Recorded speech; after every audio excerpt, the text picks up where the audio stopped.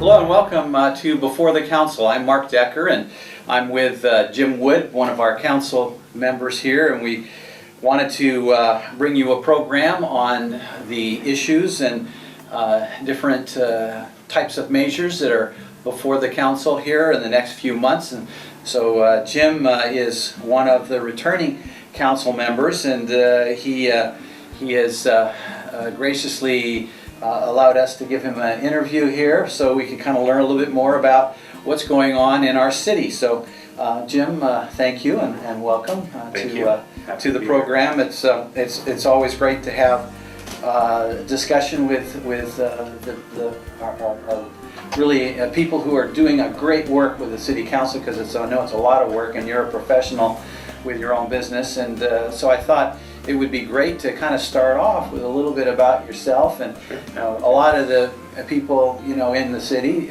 know you, but a lot of them don't, so I thought we'd kind of start off with a little bit about yourself and what you're doing and that kind of thing. Great. Well, thank you very much. I'm just finishing my 6th year on the council, and it's been a very wonderful experience. I really enjoyed it a lot. I have a business. I practice dentistry up in Cloverdale. Been there for 25 years. Actually, it was 25 years in May. And so that, to me, that was another milestone in my life. We've lived in town here for about 23. My son goes to school. He's a junior in high school here. And my wife, I really love the community. In addition to being active with the council, I've been pretty active with healthcare in general, as far as healthcare policy and issues and things. I work in Sacramento with our state dental association. And you're looking for something that a lot of people may not know about me. I do work as a forensic consultant for the Sheriff's Department, for Mendocino County, Sonoma County, Lake County, occasionally Marin County, a little bit here, a little bit there, and been doing forensic dental consulting since about 1996. So I have a lot going on, but somehow I've figured out a way to make it work. Well, that's great. And so you've been in Healdsburg for how long now? 23 years. 23 years. Yeah. We bought our house 23 years ago and haven't moved, and loved every minute of it. Oh, that's great. Well, it is a great town, as we all know, and having a good, solid city council that has the city at heart makes a huge difference. And I know that there's a lot of issues up in front of the council right now, and it's the election is right around the corner, and this might air after the election, but it is right around the corner here. And so there's some things that are coming up, which there are three seats on the city council that are up, and 2 are returning council members, and 3 seats, so there'll be a new face in there, or maybe more. But it's interesting to see that we've had 6 candidates that are running for the office.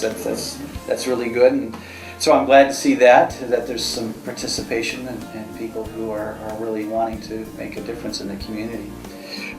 One of the first things that I wanted to kind of talk about is that it is on the ballot, and by the time this airs, we'll know whether it passed or not, which is the measure V, I believe, about the additional tax. So maybe you could tell us a little bit about that and how it came about and the needs that it would fill if it passes. And so Sure. Fortunately, I think this will air after the election, so I won't be advocating for it. There are really strict rules about that. Yes. The City Council decided unanimously to put Measure B on the ballot. Measure B is a half-cent sales tax, general sales tax. And by general, I mean there was no specific purpose laid out for it. And we did that for a reason. Maybe I ought to back up and tell you, how did we get to this point? Because I think that's really important. Obviously, we've been in a pretty significant economic downturn, and that's been really difficult on everybody. When you add the downturn in the economy, the challenges in just making ends meet as far as getting our dollars to go as far as they can, I think what pushed it over the edge for me personally was when the state decided to abolish the redevelopment agency. agencies. And I don't think people really understand. I know I certainly didn't understand when I came on the council the value to a community of a redevelopment agency. When it was abolished, we really realized that the significant impact it was going to have on the community. We fortunately, unlike most cities in the county, we had a pretty significant healthy reserve as a percentage of our overall budget. And we have had to dip into those reserves. And we just realized that, you know what, that isn't going to work in the future. You know, you can't break into the piggy bank every time you need a little bit for this, that, and the other thing. So we really need a stable, reliable source of income that will help us to do some things we need to do in the community. I know you're going to ask me a little bit more about redevelopment. We can talk more about that as we get into it. But Measure V is a majority vote, so I'm hopeful that people will see that the importance of it. Really, for us, it's about four things. It's about protecting public safety, because unlike other parts of the city where we have an electric department, water department, some things, there's a revenue source that's attached to that. So people pay for their water, and that goes into maintaining the water system, and same with electricity and that sort of thing. With police and fire, there is no revenue. I mean, yeah, you're going to get a ticket or something, you know, that might be revenue, but even the state takes a big chunk of that, so nothing really comes back. That's not, police and fire aren't meant to be revenue sources, so the funding has to be a little different for that. So we realize the need to protect public safety. We really have some significant infrastructure problems in the community. You can see our aging roads and the potholes and that sort of thing. The ability to be able to put some money there, and we had money that we could put there, but the state has been taking a lot of that funding away from us. Yeah. Then you add just our own infrastructure for our buildings and facilities and other things in the city, and we just don't have the sources of funding to help keep going. And finally, and actually to me, probably the most important component is using some of this money as an economic development tool, as a way to help businesses come to the community and succeed and create a bigger tax base and create more prosperity for the community in general. So it's if it passes, it'll be potentially $1 million a year, and then the council will have significant discussions with the community about how best to allocate that. Yeah. Well, I think it's good to have the input, because I know there's a lot of folks that are concerned about where those funds will be allocated. Sure. And how they're applied. Yeah. And I know there is a need there, and so it is an important decision, because it'll change the way that we think about government if it doesn't. In the city, how you apply what's remaining.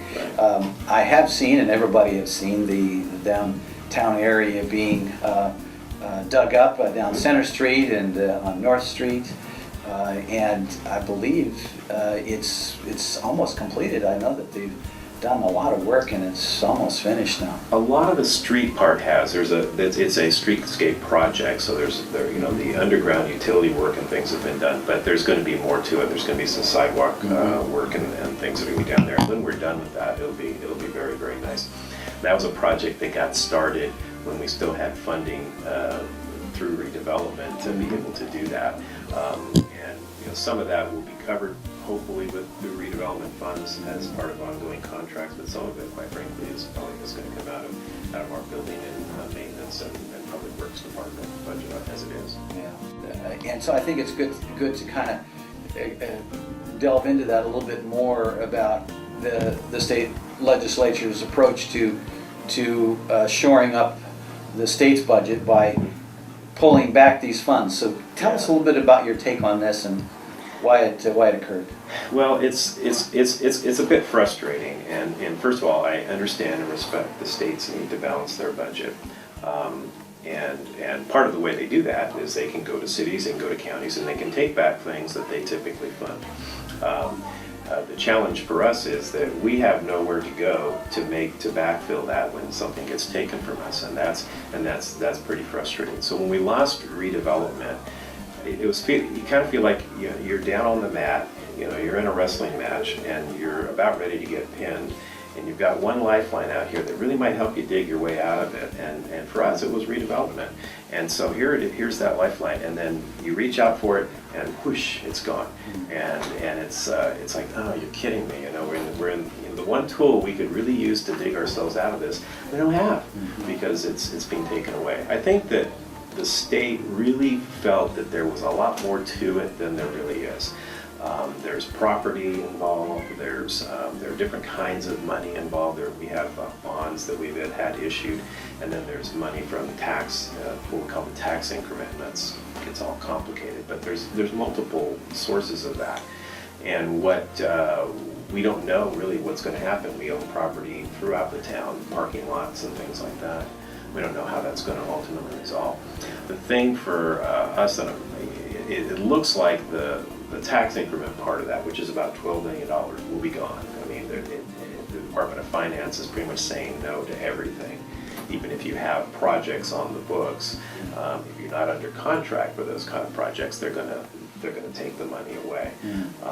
But the money we hope we're going to be able to preserve is what's the bond funds. And shortly before redevelopment was abolished, we had gone out to bond. We got really favorable interest rates for these agents, and we have about $17 million that's on the table. If we can get that back to the city, it will make a huge difference and for us to be able to go forward. But that money can't go to the state because it was from the bond issuers. So if that money gets taken, it goes back to the bond issuers. It doesn't go to the state. So it's complicated. We'll see how it all works out. Yeah, it does really complicate it because, as you say, a lot of these assets that were in the redevelopment agency are property, and the city occupies some of those places, and it does put a lot of burden to determine how that's going to be worked out.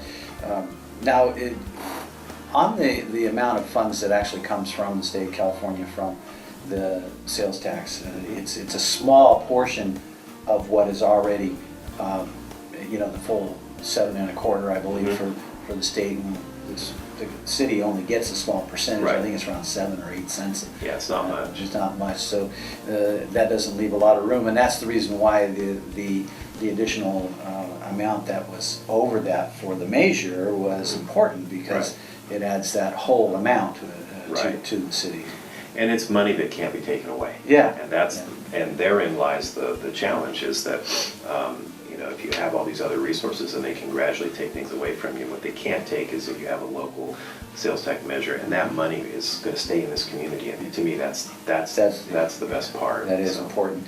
Now, again, switching gears a little bit, but the front door to the city of Healdsburg, which is the lower part of Healdsburg Avenue, has had some studies done. And tell us a little bit about where that is. I know that it entails the 5-way area there where all the signals are and the railroad tracks. And how is that moving along? Well, that whole area is a very interesting project area.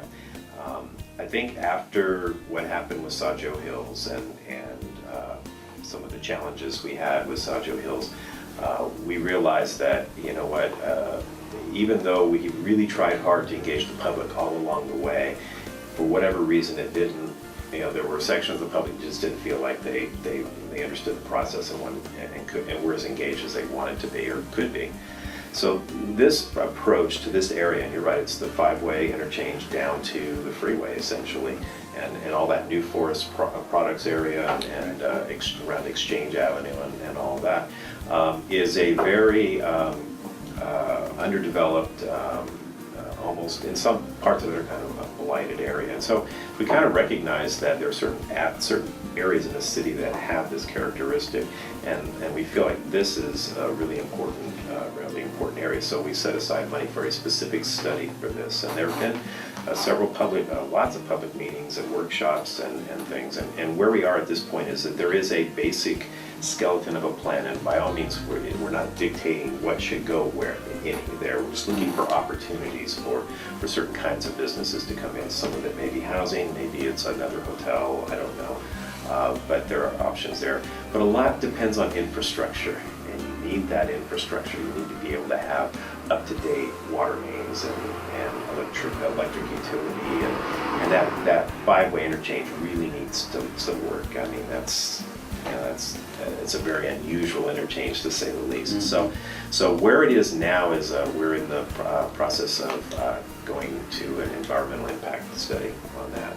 And then once that is completed, the entire package of all of that will go back to the Planning Commission and ultimately on to the council. So, and for me, that's where the losing redevelopment is so frustrating, because that was money that could really help in an area like that. Because with the proximity to what we hope will be ultimately a smart train, we could have mixed-use housing. We could have all sorts of things there that could rely on that transit mode to get around and connect with the Foss Creek pathway that we've created. There are just so many things that we just feel like we're just right on the edge with, and then now what do we do? Yeah.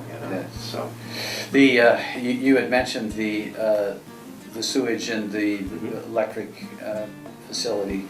We've got not such a new plan anymore, but it's a few years old. About 5 years old. Yeah, and there's some mandates coming up with the actual disposal of the tertiary treated water, and how that is going to be approached. So maybe you can give us a little insight onto what is the date that we have to have something in place, and what are the thoughts there? Well, we have a permit through the Regional Water Quality Control Board, and the basic issue is that during the summer months we have about 1 million gallons a day of tertiary treated water, and we cannot dispose of that by putting it in the river or whatever. So we're under a mandate to find a home for it, and we've been working diligently on it. I mean, one of the things that I did, and Eric and I and Gary Ploss, Eric Ziedrich and Gary Ploss and I all worked on this, was trying to lobby federal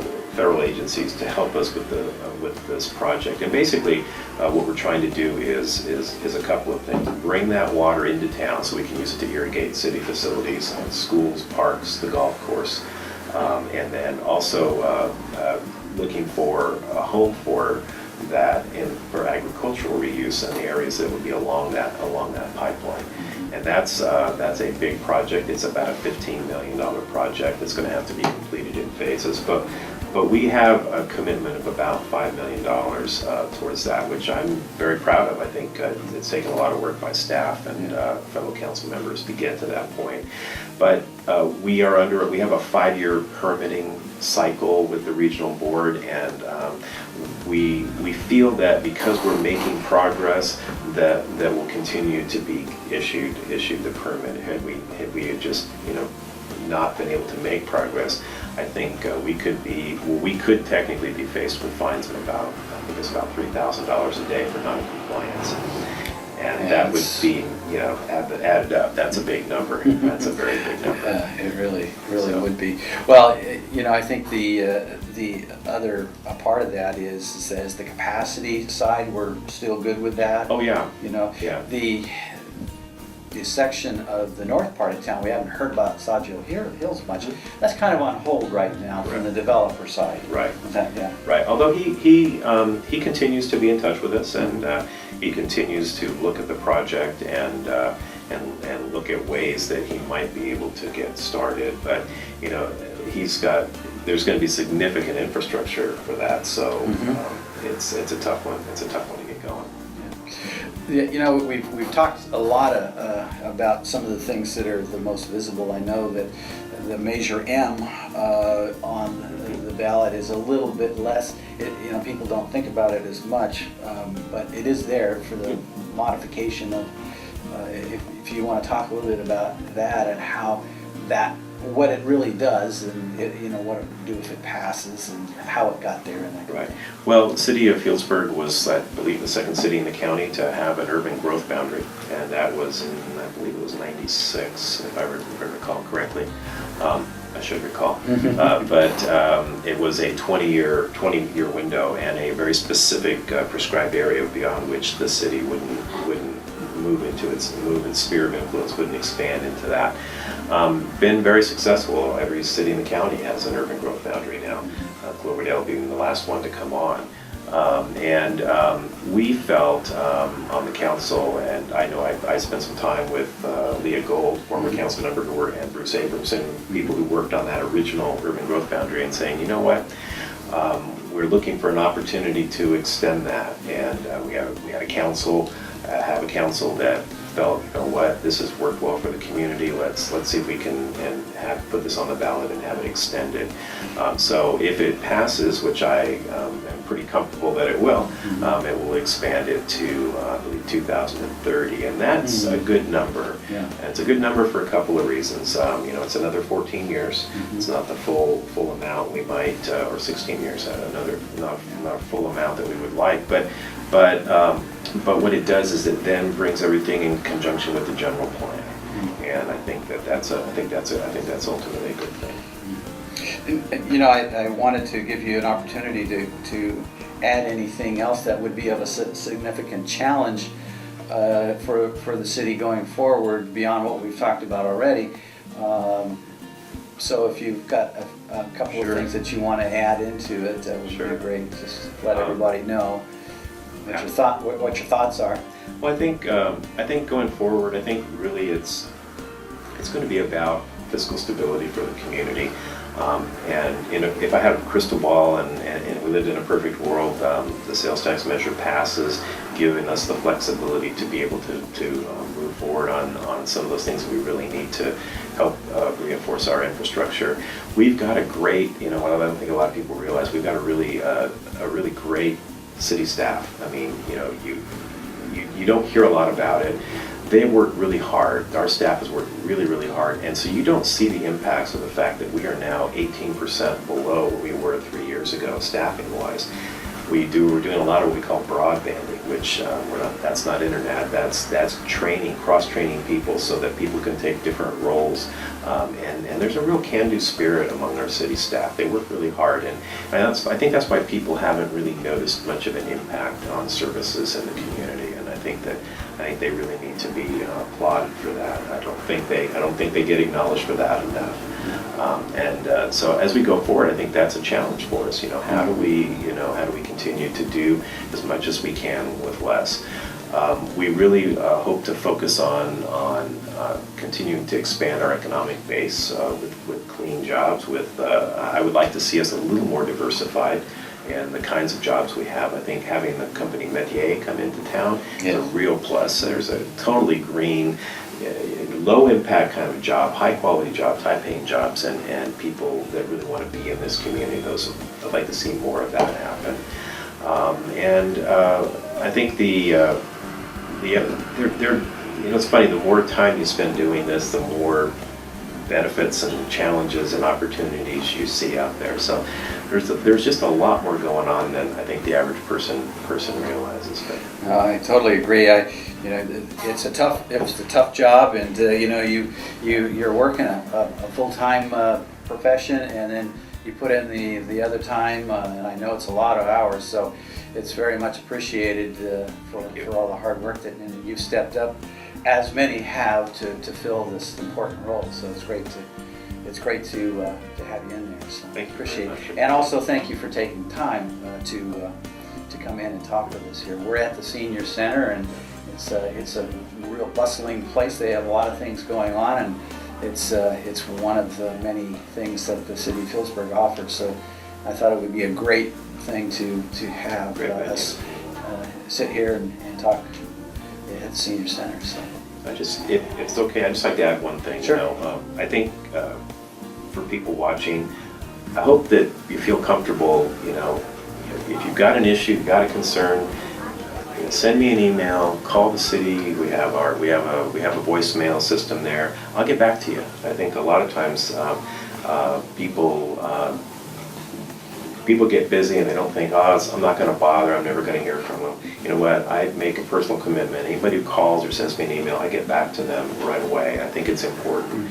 And sometimes the biggest part of what I do is not that I'm able to solve that problem, but I'm able to get somebody to somebody who can solve it. And so I hope that people will take that opportunity and reach out to any of your council members, because that's what we're here for.